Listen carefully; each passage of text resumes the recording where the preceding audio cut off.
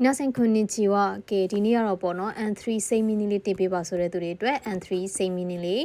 လာပါပြီနော်။အဲ့တော့ N3 အောင်ခြင်းတဲ့သူတွေကလိုက်ဖြေကြမယ်နော်။ Okay ပထမဆုံးတစ်ပုဒ်က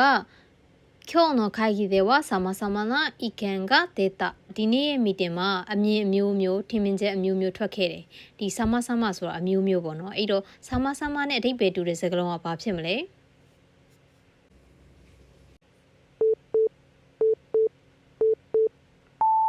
ဟုတ်ပါတယ်ဖြေမှန်ကတော့နံပါတ်3ဤတို့ဤတို့နာဖြစ်ပါတယ်။သမနာဆိုတာလည်းအမျိုးမျိုးဤတို့ဤတို့နာဆိုတာလည်းအမျိုးမျိုးဖြစ်ပါတယ်။ဒီဒုက္ခပစ္စနာဆိုတာကအထုတလဲပေါ့နော်။စပါရရှိဆိုတာကပြောင်မြောက်တဲ့အရန်ကောင်းတယ်ဆိုတဲ့အဓိပ္ပာယ်ဖြစ်ပါတယ်။အထာရရှိဆိုတာကအသစ်ပေါ့နော်။အဲ့တော့ဖြေမှန်ကနံပါတ်3နောက်တစ်ပုဒ်ကできるだけ早めに報告してください။အတက်နိုင်ဆုံးမြင်မြန်လေးတင်ပြပါ報告するဆိုတာကတင်ပြတယ်ပေါ့နော်အထက်ကိုတင်ပြတယ်အဲ့တော့ hokuku နဲ့အဓိပ္ပာယ်တူတဲ့စကားလုံးကဘာဖြစ်မလဲပါတယ်ဖြေမှန်ကတော့နံပါတ်2ရှိလာဆဲဖြစ်ပါတယ်ရှိလာဆဲဆိုတာကလည်းအတိပေးတဲ့အကြောင်းကြားတယ်ဆိုတဲ့အဓိပ္ပာယ်ဖြစ်ပါတယ်ဒီထာနွန်းတဲ့ဆိုတာကကြတော့တောင်းဆိုတယ်ပေါ့နော်ထာဆုနေတဲ့ဆိုတာကမေးတယ်စာကရှိတဲ့ဆိုတာကရှာဖွေတယ်အဲ့တော့အဖြေမှန်ကဒီနံပါတ်2ပေါ့နော်အိုရှိလာဆဲဖြစ်ပါတယ်Okay နောက်တစ်ပုဒ်ကကြတော့山田さんは絶対に来ると思います山田さんကတော့တေချာပေါက်လာမယ်လို့ထင်တယ်အဲ့တော့絶対にနဲ့အဓိပ္ပာယ်တူတဲ့စကားလုံးကဘာဖြစ်မလဲ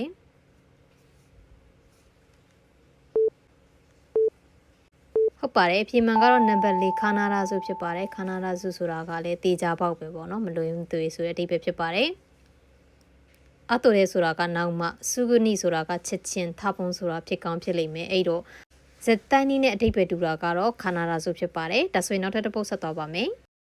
この話はおしまいですဒီစကားကအပိသက်ဖြစ်ပါတယ်အဆုံးဖြစ်ပါတယ်အဲ့တော့おしまいနဲ့အဓိပ္ပာယ်တူတဲ့စကားလုံးကဘာဖြစ်မလဲ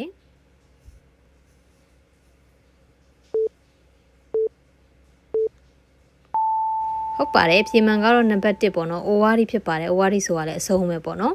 sugoi ဆိုတာကမိုက်တယ်တော်တယ်ပေါ့နော် hashimete ဆိုတာကပထမဆုံးပေါ့နော်ပထမဆုံး omoshiroi ဆိုတာကစိတ်ဝင်စားစရာကောင်းတယ်အဲ့တော့ oshimai နဲ့အဓိပ္ပာယ်တူတာကတော့ owari ဆိုတဲ့အဆုံးသတ်ဖြစ်ပါတယ်ဒါဆိုရင်နောက်ဆုံးတစ်ပုဒ်ဆက်သွားမယ်နော်先週学校をサボってしまったပြီးခဲ့တဲ့ဘက်ကကြောင်းပြတ်ခဲ့တယ်ကြောင်းမသွားခဲ့ဘူးဆိုတဲ့အဓိပ္ပာယ်ပေါ့နော်အဲ့တော့学校をサボってしまったရဲ့အဓိပ္ပာယ်တူတဲ့စကားလုံးကဘာဖြစ်မလဲ